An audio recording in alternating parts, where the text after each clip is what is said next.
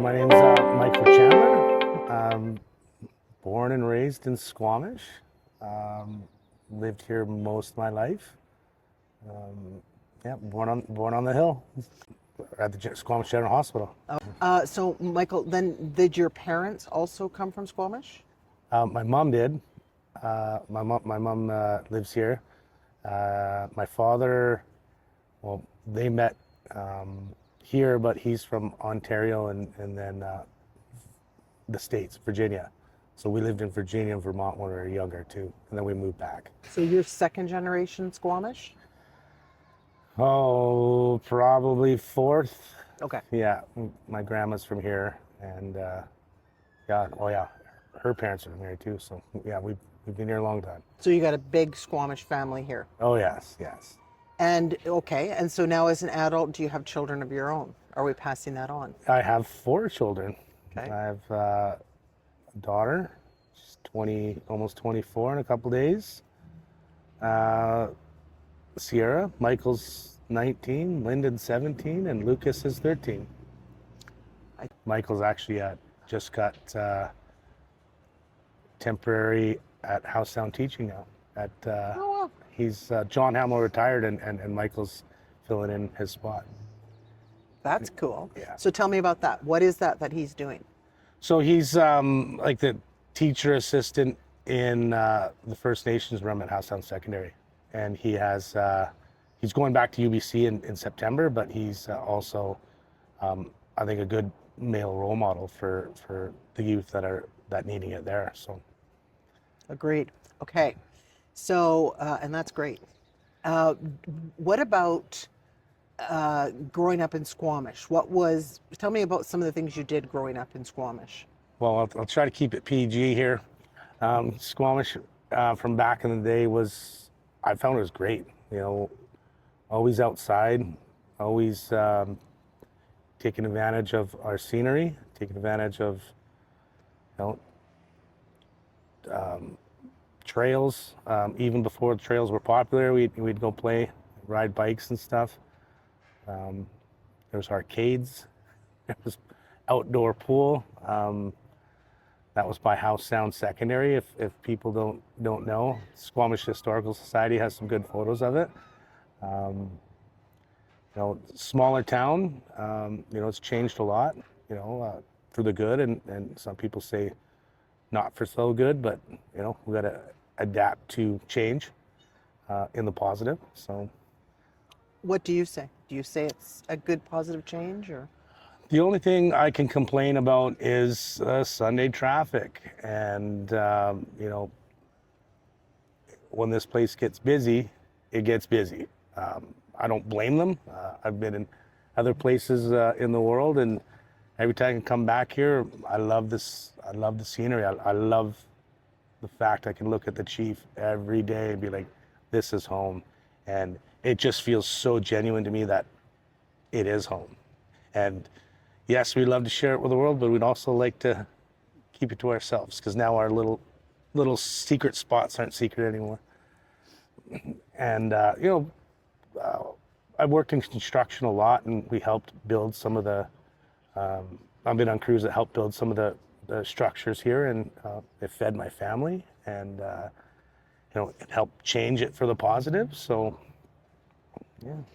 Besides of rental costs, but we'll save that for another topic. Yeah, I mean, there's always some problems that come along with change, right? But there's positives as well. Yeah. And like for your children, it would be a different expectation. So actually, tell me about that. Are your kids happy to live in Squamish? They love Squamish.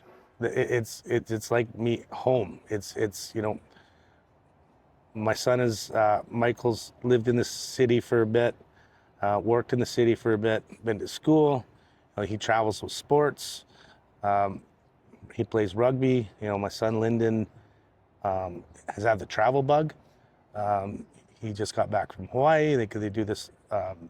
They just want to travel, but Squamish is still home to them.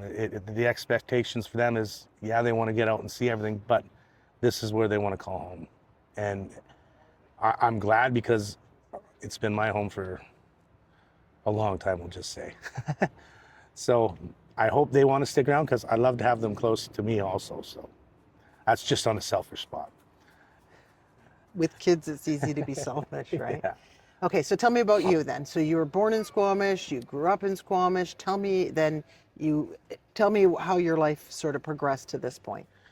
Well, Mom, we lost our father when I was 10 years old.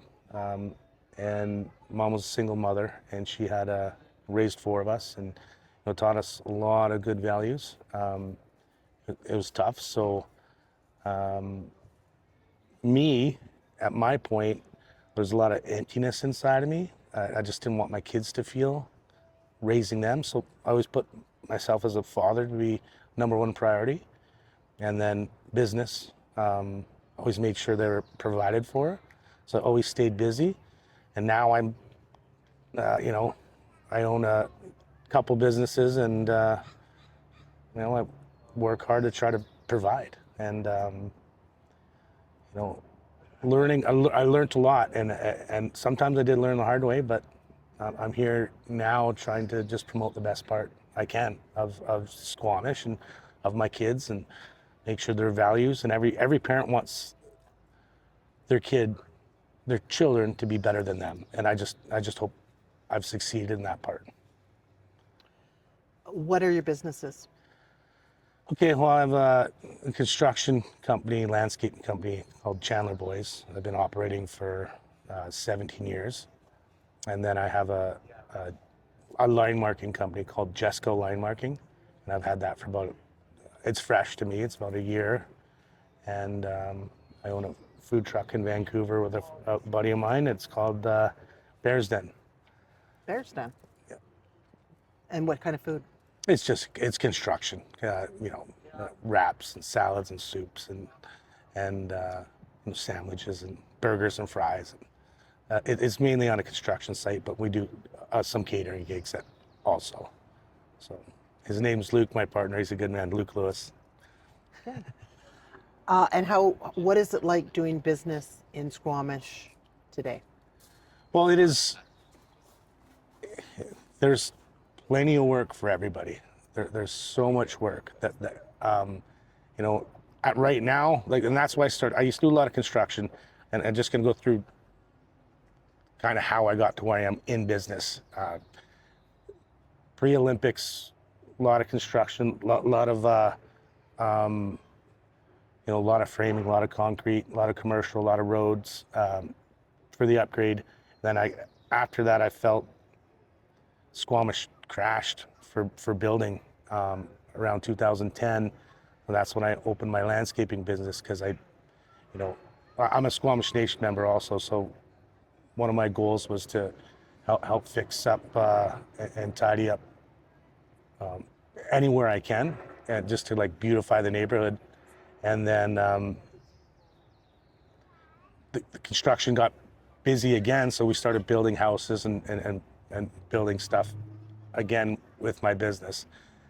And then another opportunity came for the Jesco Line Marking, so I purchased that, and kind of working in second season now. We see how we go. I think we're doing pretty good. I've got big ideas and big plans coming. So Squamish has been great. It's, like I said, it's fed my family for a long time, and there's plenty of work, and hopefully it stays that way. But when it stays that way, that means that there's way more construction and way more business and way more people. So hopefully we can monitor that, and without getting into too much about it, hopefully we can start having the amenities to support all the new people that come in too. Amenities are tight here, and we need some help on making sure, like ice rinks and ball fields and stuff like that. So, is there an amenity that is particular to you that you feel that we're short on, or that is affecting you? Well, for the most part, I've been putting a lot of my time into youth and sports, like coach football, coach soccer, coach baseball. Now I'm the president of Squamish Slo Pitch. I'm kind of doing that for 8 years. And one of my goals right now is we're short on space for everybody to use the ball fields. There's new groups coming in, and there's only so much space that's available for everybody. So what we're trying to do is we're trying to build a third baseball field, which would help. There's a Hendrickson 1 and Hendrickson 2, and it's booked pretty solid. So now we're trying to hope with a third field that it would leave some stress off the house sound minor ball and the fast pitch for the girls. Everyone's using every time slot they have at a max capacity, and it can't be sustained. So with this, one of my pride and joys, I hope we get it done, and we're just trying to work with the district a little bit, is try to build the third field, and we want to build a concession stand at our field. We have no running water, so we can't drink the water at the field. We don't have our own bathrooms, so another one in the same breath, I'm trying to build a field and build our own change room, bathroom / concession stand to help hopefully take some of the stress off the other user groups, and we won't have to use any of the other fields. We can just be focused on our 3 fields there, and it'll open up time slots everywhere, which I'm pretty sure whole community would love, and the whole minor ball would definitely appreciate it. Is the third field right by the first and second? Yes, Henderson field? there's a lotted field in there, but we have to get an environmental assessment done to see if it fits. Otherwise, if we can't do it there, we've been asking the district for the environmental assessment. If it doesn't fit there, then we'll have to try to find a new location to build. And we have we're a nonprofit organization. We have the resources to do it. We just need the district to back us. So hopefully, if they see this, let's get her done, please. What support do you need from the community to move forward on that project? Well, the demand, people need to speak their voice. People need to understand. I know the hockey rink is overdone. This might be a repetitive thing that we hear all the time in Squamish, but we need our sports amenities way bigger, expand. When we're comparing to other cities, towns, smaller towns have 2 ice rinks. They have way bigger fields. Rugby in Squamish, who my kids play a lot and enjoy, and I support them. The Axemen, they're fighting for a clubhouse. They're fighting for shared field times, and everyone's using the school fields. All user groups, kids groups using these school fields, and it's just it's enough. We need more sport, because everyone knows what sport does with children, and kids to work together. It's saved me. There's a couple guys growing up that really helped me, and if I got into sport, I think my story would be a lot different. So that's what I take a lot of passion in, putting time in. So if I can get this for our community, hopefully, other kids like me when I was younger might have the opportunity to be on the field instead of being somewhere else. Do you want to name names about who helped you? Yes.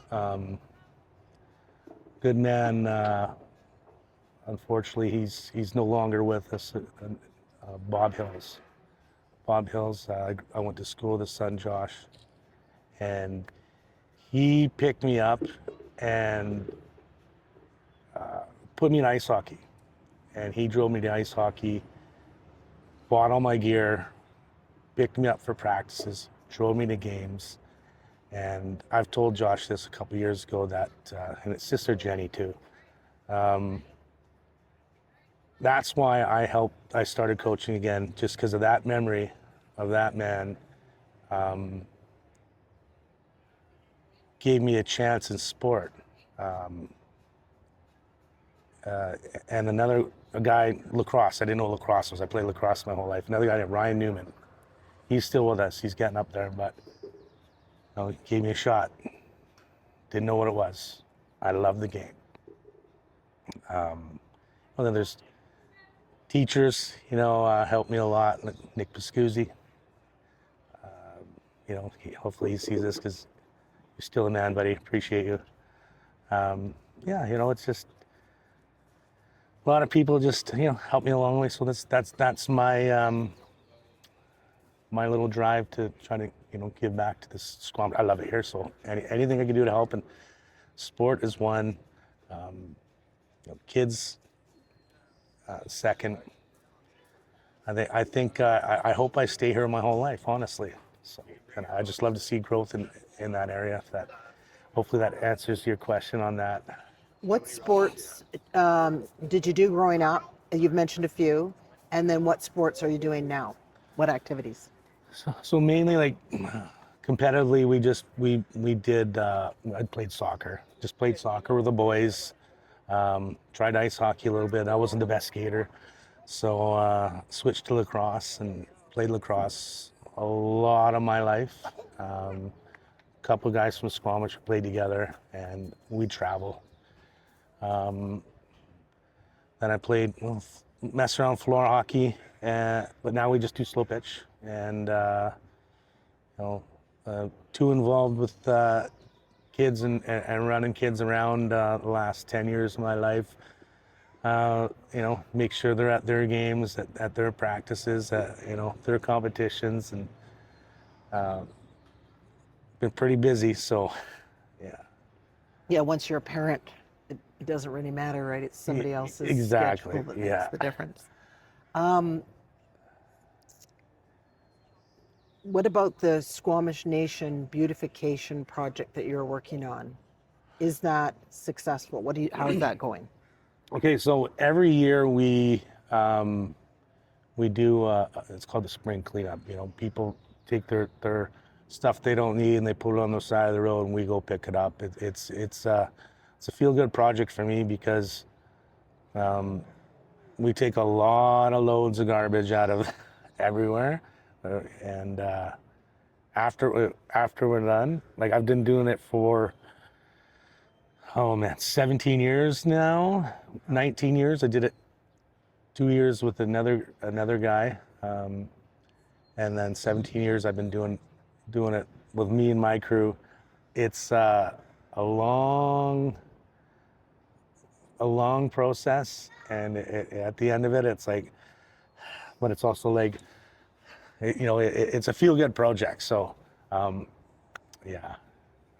And then after we maintain the private, like the parks and the cemeteries, and we'll do the lawn maintenance and all the trimming like that too. So after the cleanup, and then the cleanup with the lawns and all that stuff, it's a feel good project, and I'll hopefully keep doing it for longer, but we'll see. Good for you. Yeah. Those are great projects. Yeah. Any other little passion project going? Any other activity that you spend your time doing that is not sports related that lights you up? It's kids. That's it. It's kids, and seeing how they are in their sport and sports, and my daughter's set to be married in a couple of weeks, Sierra. So I'm a little nervous, but we're planning that, and just try to make sure everything's dialed in. I don't want to mess it up. You will not. I'm confident. Yeah. Now, favorite restaurant? Do you have a favorite restaurant in town? Oh man, it's got to be the backyard. They're great people up there. Their food's really good. That they do a lot for this community also. They sponsor teams. They sponsor Squamish Slo Pitch. They sponsor youth sports, but let alone all that, the rugby guys, but also they're good humans, and they love this town too, and their food is amazing. So if you haven't been there, go check them out. And where is that located for those who don't know? It's located in Valley Cliff. Okay. Do you have a favorite trail? It's got to be the Chief. We when I was younger, we helped build we're on an environmental team, and we helped build a lot of the man-made steps going up there, the rock steps. And we hiked that a lot growing up. So yeah, probably the Chief. If you have somebody coming from out of town, where do you take them? Well, you have to take them off the gondola.